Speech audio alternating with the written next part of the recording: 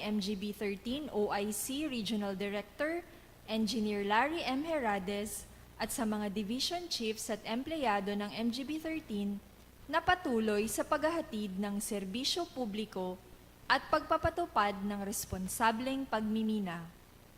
Pagbati rin po sa lahat ng mga mamamayan na kabilang sa industriya ng pagmimina sa Caraga Region. Hangad namin ang mga pagpapala ng araw na ito para sa inyong lahat. At syempre pa ay binabati rin po namin ang mga residente sa mga mining communities. Magandang araw po sa inyong lahat. Pagbati rin po sa lahat ng mga partner agencies, local government units, civil society organizations, at sectors na katuwang namin upang maipaibayo ang responsableng pagmimina at pagtatag ng mga ligtas, matatag at maunlad na komunidad. Ngayong araw na ito ay magbabahagi po ako ng mga impormasyon tungkol sa mga kaganapan at pagdiriwang sa Department of Environment and Natural Resources. Ang October po ay tinaguriang National Tamaraw Month o pambansang buwan ng tamaraw na may temang Tamaraw atin ito, ipagmalaki mo bilang Pilipino. Para mas pahalagahan po natin ang pagdiriwang na ito, ay aralin po natin ang tungkol sa mga tamaraw. Ang tamaraw na may scientific name na Bobalus mindoronensis ay tinatawag rin na dwarf water buffalo at ito ay matatagpuan lamang sa Mindoro. Sa panahon ngayon ay itinuturing po itong isang critically endangered animal. Alinsunod sa Presidential Proclamation No. 273, Series of 2002, ang buwan ng Oktubre kada taon ay idineklara na special month for the conservation and protection of the tamaraw in Mindoro. Nawa ay magsilbing paalala sa atin ang pagdiriwang na ito para pangalagaan ang mga tamaraw at ang kanilang natural na tahanan o habitat. Ito po ang mga fun facts mula sa Haring Ibon, UPLB. Tamaraw is the largest land animal native to the Philippines. Most of its population can be currently found on Mount Iglitbaco Natural Park in Mindoro, which is the last frontier for the critically endangered species.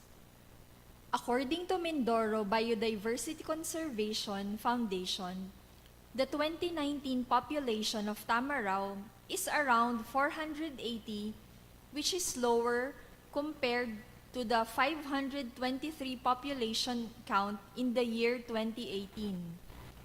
The constant decline in their population has been associated to the loss of habitat and illegal poaching both in the past and in the present. In hopes to save the tamaraw from extinction, various organizations have intervened and worked side by side. Worldwide Fund for Nature Philippines, LGU of Sablayan, Mindoro Biodiversity Conservation Foundation Incorporated, and Far Eastern University, Tamaraw Society by the Philippine Parks and Biodiversity, Biodiversity Finance Initiative, United Nations Development Program, worked with the Department of Environment and Natural Resources, Tamaraw Conservation Program, held various fundraising at policy implementation to strengthen the conservation efforts. Since the pandemic, the rangers tasked with protecting the Philippine tamaraw struggles as the program becomes underfunded due to the pandemic. Hence, the hashtag Together for Tamaraws campaign was held to support the wardens and rangers protecting the tamaraws in Mindoro last year. To be able to support efforts this year, Stay tuned for upcoming events of concerned organizations dedicated to the preservation of the said species. Happy Tamaraw Month po! At ngayon din pong taong 2021 ay ipinagdiriwang po natin ang International Year of Caves and Karst. Here are some ways to explore and enjoy our caves while protecting them at the same time. What are caves? Caves are natural openings, cavities, or system of interconnected passages beneath the surface of the earth or within a cliff or ledge that are large enough to permit an individual to enter. How important are caves? Caves are considered unique, natural, and non-renewable resources with important scientific, economic, educational, cultural, historical, and aesthetic values. They are home to specialized mineral formations with unique and diverse flora and fauna. They play an important role in the groundwater movement. They provide opportunities for scientific study on the relationship between the external environment and the underground. How to enjoy and protect the caves. Do, wear proper and protective caving attire. Listen to the cave guides. Walk on the prescribed pathways. Stay with your group or other visitors. Look out for low-ceiling cave formations and narrow passages. Don't hold or vandalize cave walls and formations. Drink the water inside the cave. Smoke or cause pollution. Leave any garbage. Create too much noise. Harm or disturb any cave organism, and bring out cave resources. What are the prohibited acts? Destroying, disturbing, defacing, marring, altering, removing, or harming the speleogem or speleothem of any cave, or altering the free movement of any animal or plant life into or out of any cave. Gathering, collecting, possessing, consuming, selling, bartering, or exchanging or offering for sale without authority any cave resources. Counseling, procuring, soliciting, or employing any other person to violate any provision of Section 7 or Republic Act Number 9072 or the National Caves and Cave Resources Management and Protection Act of 2001. What are the penalties? Any person found guilty of any of the prohibited acts shall be punished by imprisonment from 2 years to 8 years, or a fine ranging from 20,000 to 1 million pesos or both, and removal from office if government employee. Here is the list of beautiful caves that can be found in the Philippines. Number 1, Palawan Underground River.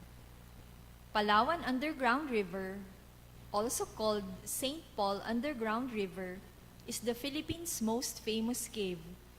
It is located in the island of Palawan. This underground river is the longest navigable subterranean river in the world.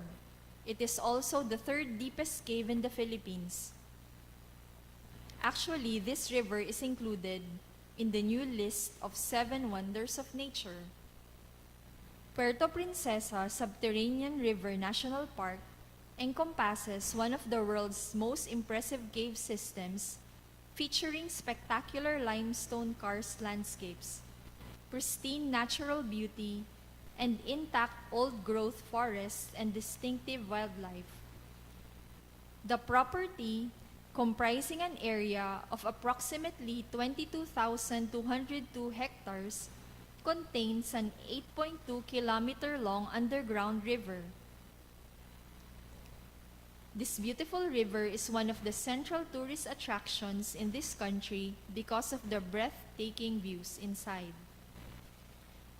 Number 2, Odloman Cave. Odloman Cave is one of the most visited caves in the Philippines, situated in Mabinay, Negros Oriental. This large cave in Mabinay stretches 8.9 kilometers long. It is considered as the second longest and sixth deepest cave in the country. The Odloman Cave has 5 thrilling entrances which are connected to each other. You can spot large galleries, active stream water, and a mix of crystalline formations inside. Number 3, Sumaging Latipan Lomyang Crystal Cave. Sumaging Latipan Lomyang Crystal Cave is found in the beautiful place of Sagada Mountain Province. It is the deepest cave in the Philippines, with a depth of 163 meters starting on its mouth. It is also the 5th longest cave in the country. It has 6 entrances that will lead you to witness the caves inside, such as natural streams, stone walls, and limestone formations. Number 4, Odessa Tumbali Cave. Odessa Tumbali Cave is the 3rd longest cave in Cagayan, with a length of 7,650 meters. It is also known as Abenditan Cave. This cave is connected to the village of Tumbali, where the name came from. It has a spectacular stone arrangement, passage, canal, and lagoon for swimming, photography, and cave diving spots. Number 5, Jackpot Cave. Jackpot Cave is situated in Sitio Tomalyo, Barangay Kibal, Peña Blanca. It is the 2nd deepest cave in the Philippines, with a vertical range of 115 meters. This cave is a major tourist attraction in Cagayan. Number 6, Calao Caves. Calao Caves is also located in Peña Blanca, Cagayan. The massive 7-chambered cave is the pride of Peña Blanca that reserves enormous limestone and rock structures, chapels, and skylights. All chambers have natural crevices which allow the light to get into the cave, serving as enlightenment of the dark areas of the place. Some of the rock and limestone formations resemble a chapel, skeleton, elephant's head, a praying angel, rocket, lion's head, and dog's head. Number 7, Langon Gomingob Caves. Langon Gobingob Caves is the pride of Calbiga, Samar. It is the biggest cave in Southeast Asia and the 2nd largest cathedral cave in the world, with 2,968 hectares area. It is composed of 12 caves with large underground spaces, unique rock formations, and streams. Number 8, Tabon Caves. The Tabon Caves are located in the municipality of Quezon in the southern part of Palawan, here in the Philippines. In fact, they are famous for the found skull cap remains of the Tabon man, which are 22,000 years old, along with the skull cap remains of wild boar and deer with evidence of having been hunted for utilization were also found in the cave.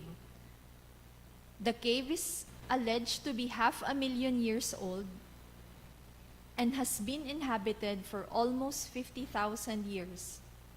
The Tabon Cave Complex consists of 29 explored caves, but there are 200 caves known on Lipuon Point.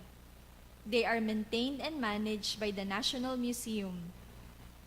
One of the caves' part is open to public viewing. Number 9, Biak na Bato.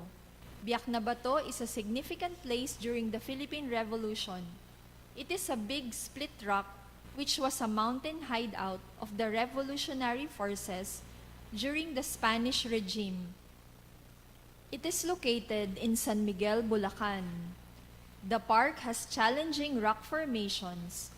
Hanging bridges and staircases connect the rivers and caves. Number 10, Hinagdanan Cave. Hinagdanan Cave is a cave located in Panglao Island, Bohol. It comprises a lagoon, large stalactites, and huge stalagmites. It is made up of limestone. Its entrance is a hole 1 meter wide in diameter. Here in Caraga, Surigao and Agusan provinces are mostly covered by limestone, which is karstified. Particularly in the towns of San Agustin, Tagbina, Lianga, Rosario, and Bislig, many caves are found. In the area of the towns of Tagbina and Bislig, one can explore the Banbo Cave and Tatol Cave.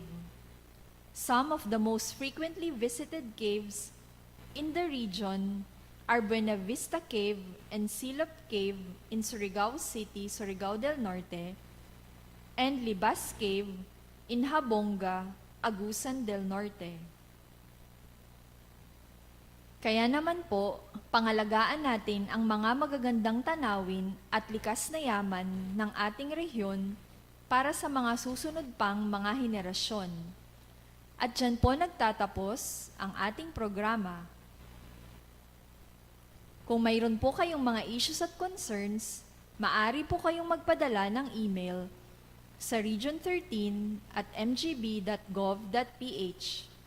Uulitin ko po, region13@mgb.gov.ph. Nawa ay maging kaisa namin kayo upang maging ganap ang mga adhikain ng industriya ng pagmimina sa Caraga Region para sa kapakanan ng nakararami. Sa ngalan ng Mines and Geosciences Bureau Regional Office No. 13, maraming salamat po sa inyong patuloy na suporta sa Katilingban ug Kinaiyahan. Nawa ay patuloy tayong mapuspos ng kabutihan at pagpapala ng Panginoong Diyos. Hinaot unta na sa sunod na Huwebes, magpabilin kamo maminaw sa among tulumanon para mahibayo kamo sa mga dugang kalambuan bahin sa Minahan, MGB Regional Office No. 13, ug sa DNR Caraga Regional Office. Maradyaw na adlaw ug amping kanunay.